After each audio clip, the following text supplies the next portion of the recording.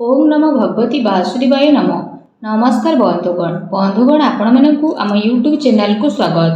बंधुगण आज भिडियो रे आमे आपण मानकु कहिबाकु जाउछु आपणक पई आज आसंता कालीर दिनटी किपरि साब्यस्त हेबो, ए दुई दिन आपणकु किपरि कटेइबे, केउ सबु जिनिस रे आपणकु फायदा मिलिबो आउ केउ सबु जिनिस रे आपणकु सावधानता अवलंबन करबा पई पड़िबो, आपणकर लव लाइफ किपरि रहिबो, कैरियर किपरि रहिबो, बिजनेस आउ व्यापार किपरि रहिबो, ता सहित स्वास्थ्यर महत्वपूर्ण इनफॉरमेशन मध्ये आमे आपण मानकु देबु।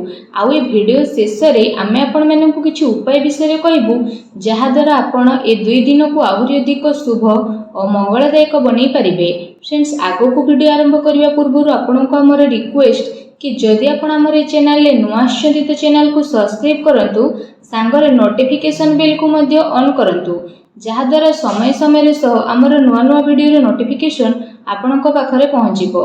आसंतु जानिबा किपरि रहिबो आपणक पई आजि आउ आसंता कालीर दिन। सबुठारु प्रथमे आमे आपण मानकु कहिबु कि कोन आपणक पई ए दुई दिन रे सतरे पॉजिटिव रहिबाकु जाउछि। जदि कहिबु फ्रेंड्स, आज आउ आसंता काली आपणक वित्तीय स्थिति रे काफी सुधार आसीबो। किछि नुआ आरंभ करिबा पई ए दुई दिन आपणक पई बहुत ही अनुकूल भरे रहिबो। आपणकर परिश्रम प्रयासर सार्थक परिणाम आपणक सामना को आसीबो। जो माने विवाह योग्य सेमानक पई कोनोसी भल प्रस्ताव मध्य आज घर को आसी पारे। यह सहित जदि आमे कहिबा फ्रेंड्स, समाज एवं संपर्कियों भितर आपणकर प्रभावशाली व्यक्तित्व आउ सरल स्वभाव कारणरू मान प्रतिष्ठा आपणकर बनी रहिबो। समय किछि मिलाजुला प्रभाव मध्य आपणक पई नै करी आसीबो, किंतु ताहा द्वारा बहुत भल फल आपणक पई बनिबाकु जाउछि। किछि टाइम रे अति संपर्कियों भितर जहा भी क्लेश चलीथिला तो से सबु दूर विशेष भाव में आपणकर हेबो। ता सहित संपर्क रे पुणी थरे मधुरता देखा देबो। प्रतिष्ठित लोकंक सह संपर्क बढ़िबो आउ जहा भविष्यत पई बहुत ही लाभदायक सिद्ध हेबो। धार्मिक स्थल को जीवार प्रोग्राम मध्ये आपणकर बनिबो, जहा द्वारा बहुत अधिक शांति एवं हल्कापन आपण विशेष भाव में अनुभव करिवे। घरे सुख सुविधा संबंधित वस्तुर किणा किणी मध्ये करिवे। कोनोसी दामी उपहार मध्ये आपनको मिली पारे। विद्यार्थी मानक विषय जदि कहिबा, विद्यार्थी माने तांको चाकरी संबंधित कोनोसी क्षेत्र रे इंटरव्यू रो जोग मध्ये बनुछि। सेथि पई पूरा परिश्रमर सहित निजर कार्य रे प्रयास करंतु। निजर सिद्धांत रे कोनोसी भी प्रकार समझौता आज आपण आदु करंतु नाही। प्रभावशाली एवं प्रतिभावान लोकों सह अधिक टाइम आपण स्पेंड करिवे।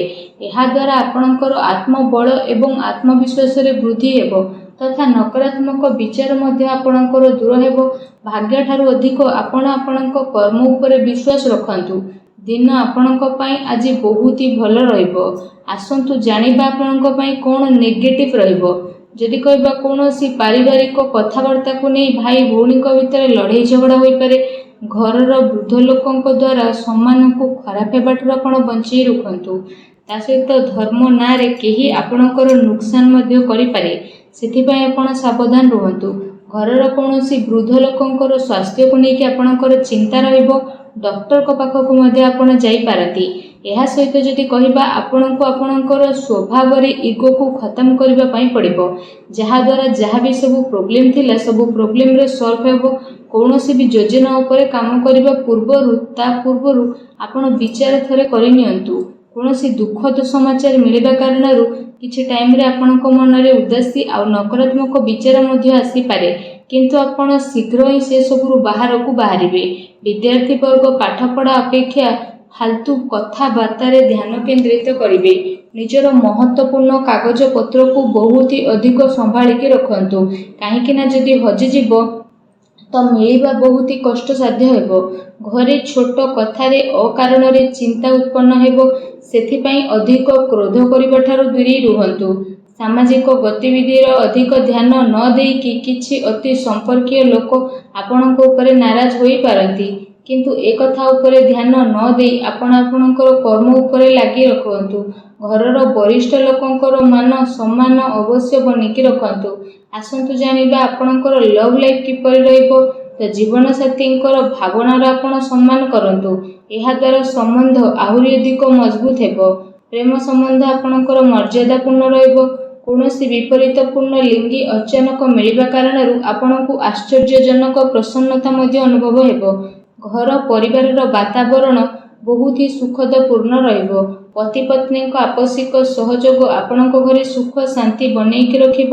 ପ୍ରେମ ସମ୍ବନ୍ଧରେ ଆଗକୁ ଆସୁଥିବା ଟାଇମରେ ବିବାହରେ ପରିଣତ ହେବାର ପୂର୍ଣ୍ଣ ରୂପରେ ଯୋଗ ବନୁଛି।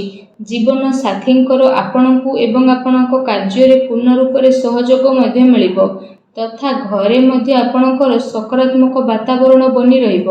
ଏହା ସହିତ ଫ୍ରେଣ୍ଡସ୍, ନିଜର ବ୍ୟସ୍ତତାରୁ ଆପଣ କିଛି ଟାଇମ ବାହାର କରିବେ ଆଉ ଯାହାଦ୍ୱାରା ଆପଣ ଆଗକୁ ମଧ୍ୟ ବଢ଼ିବେ।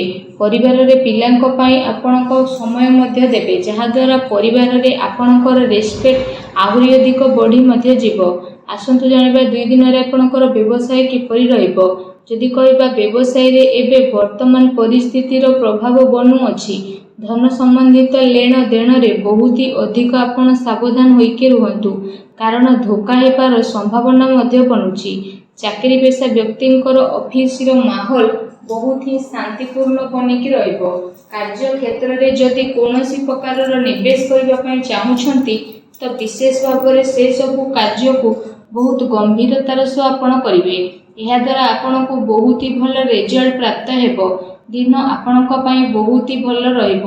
ଚାକିରିରେ ନୂଆ ସମ୍ଭାବନା ମିଳିବାର ଆଶା ରହିଛି। ଏହା ସହିତ କାର୍ଯ୍ୟକ୍ଷେତ୍ରରେ ଅନ୍ୟର ହସ୍ତକ୍ଷେପ ଦ୍ୱାରା କର୍ମଚାରୀଙ୍କ ଭିତରେ ମତାନ୍ତର ହୋଇପାରେ, ସେଥିପାଇଁ ନିଜର ନିର୍ଣ୍ଣୟକୁ ପ୍ରାଥମିକତା ଦିଅନ୍ତୁ ତଥା ବ୍ୟବସାୟିକ ଗତିବିଧିରେ ନିଜର କଡ଼ା ନଜର ରଖନ୍ତୁ। ଏହା ସହିତ ଚାକିରି ପେଶା ବ୍ୟକ୍ତିମାନେ ଅଫିସରେ ପଲିଟିକ୍ସର ଶିକାର ହୋଇପାରନ୍ତି, ତେଣୁ ଟିକେ ସାବଧାନ ରୁହନ୍ତୁ। ଏହା ସହିତ ଏ ଦିନରେ ଆପଣ କୌଣସି କାରଣରେ କାର୍ଯ୍ୟକ୍ଷେତ୍ରରେ ଅଧିକ ଟାଇମ ଦେଇପାରିବେ ନାହିଁ, କିନ୍ତୁ ସହଯୋଗୀ ଆଉ କର୍ମଚାରୀଙ୍କର ଉଚିତ ସପୋର୍ଟ ଆପଣଙ୍କୁ ମିଳିବ।